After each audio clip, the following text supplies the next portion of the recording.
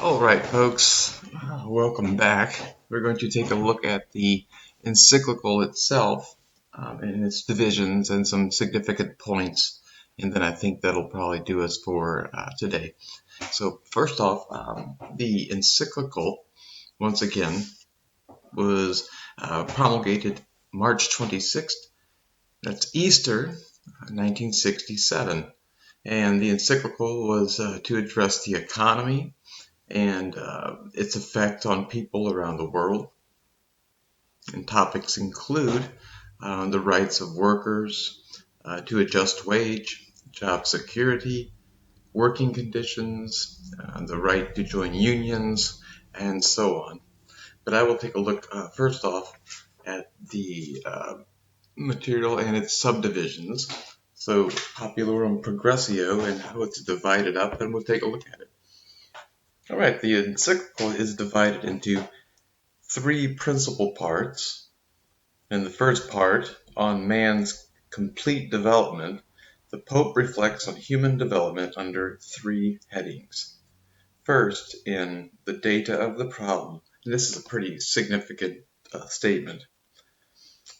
In the data of the problem, he isolates the problem that impedes human development, so that keeps it from happening. Freedom from misery, the greater assurance of finding subsistence, health, and fixed employment, an increased share of responsibility without oppression of any kind, and security from situations that do violence to their dignity as human beings. Better education, in brief, to seek to do more, know more, and have more. That is what people aspire to now, when a greater number of them are condemned to live in conditions that make this lawful desire illusory. So it makes it an illusion, this lawful desire. Now, in the next section, the church and development, he presents a Christian vision of development. So it says, development cannot be limited to economic growth. In order to be authentic, it must be complete.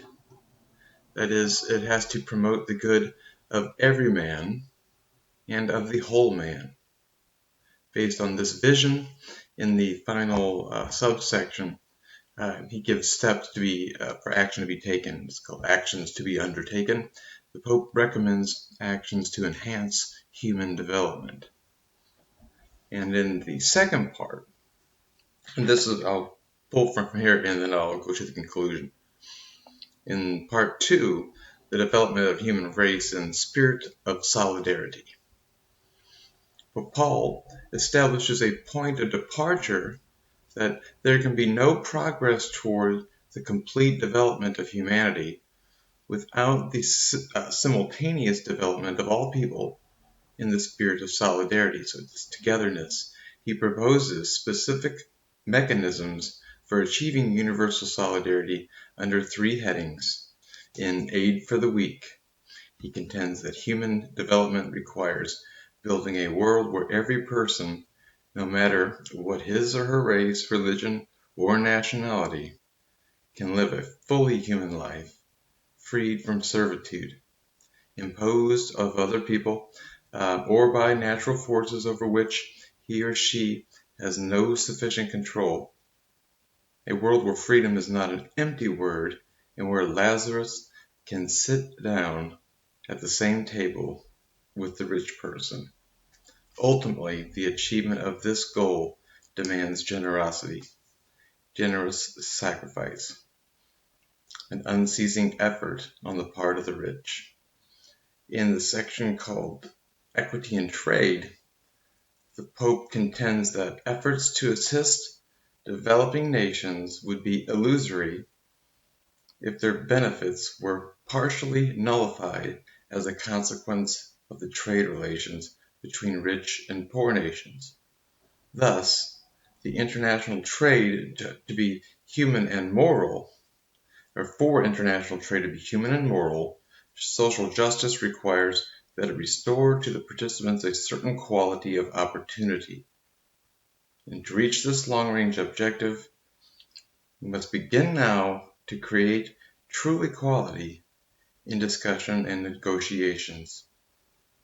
Additional factors that mitigate universal solidarity include nationalism and racism. And finally, in the universal charity section, the Pope claims that the illness of the world consists less in the unproductive monopolization of resources by a small number of individuals than in the lack of brotherhood and sisterhood among individuals and peoples. And in the third part, a final appeal, the Pope entreats all persons to